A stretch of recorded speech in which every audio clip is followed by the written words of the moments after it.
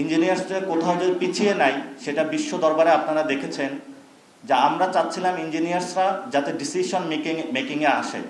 আমাদের যখন planning মিনিস্ট্রিতে planning হয়ে থাকে, যখন বিভিন্ন জায়গায় কাজ হয়ে থাকে, সেই ডিসিশন বডিতে যদি ইঞ্জিনিয়ার্সরা না থাকে তাহলে এটার প্র্যাকটিক্যাল সিচুয়েশনটা আসে না। সেই জায়গা থেকে আমাদের কিন্তু এই উদ্যোগ এবং নবযাত্রা, যারা আমরা ডিসিশন মেকিংয়ে যাতে ইঞ্জিনিয়াররা থাকতে পারে, ওনারা শুধু রোড, ব্রিজ, কালভার্ট নির্মাণ এগুলোই করবে না, এগুলো যখন পলিটিক্যাল পার্সনরা ডিসিশন নেয়, রাষ্ট্র যখন ডিসিশন নেয়, সেই ডিসিশন বডির মধ্যে তাদের অন্তর্ভুক্তি প্রয়োজন। সেই জায়গা থেকে কিন্তু আমরা কাজটা চলমান রেখেছি।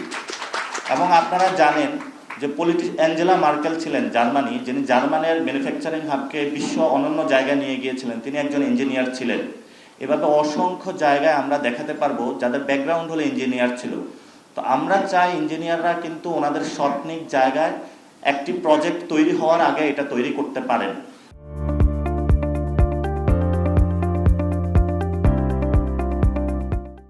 আগামীর বাংলাদেশটা কেমন হবে, ইঞ্জিনিয়ারদের ভাইদের থেকে আবেদন, আপনাদের মধ্য থেকে বাংলাদেশকে একজন প্রধানমন্ত্রী উপহার দেন, যিনি ওনার স্বপ্নিক আঙ্গিতে বাংলাদেশকে একটি নতুন জায়গায় নিয়ে যাবে। আমাদের এই প্রকৌশল উইংয়ের সমন্বয়ক হিসাবে কাজ করবেন শেখ মোহাম্মদ শাহ মঈনুদ্দিন। উনি বুয়েট থেকে গ্রাজুয়েট করেছেন। যুগ্ম সমন্বয়ক হিসাবে থাকবেন প্রকৌশলী মেজর মোহাম্মদ সালাউদ্দিন, অবসরপ্রাপ্ত, প্রকৌশলী মনিরুল ইসলাম, প্রকৌশলী ইকবাল হুসেন, প্রকৌশলী শেখ মোহাম্মদ, প্রকৌশলী মিজানুর রহমান, প্রকৌশলী আমির হোসেন, প্রকৌশলী আব্দুল কাইয়ুম, মোহাম্মদ ফরহাদ সোহেল, মোহাম্মদ আব্দুর রশিদ নেওয়াজ শাওন।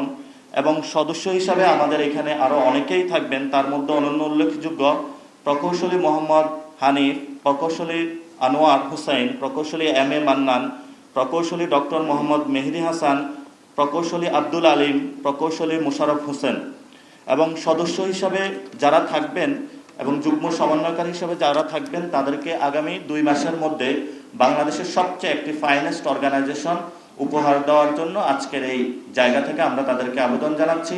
এবং আজকে থেকেই আমাদের জাতীয় নাগরিক পার্টির প্রকৌশল উইংয়ের আত্মপ্রকাশ ঘটলো এবং আজকে থেকে আমাদের কাজগুলো চলমান থাকবে।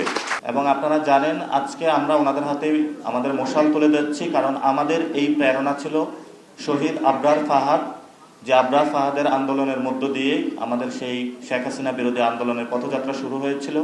এবং সেই আন্দোলনের অন্যতম সৈনিক আমাদের বর্তমানে যিনি নাগরিক পার্টির সদস্য সচিব আখতার হোসেন, উনিও আজকে এই ফ্রেমে আছেন।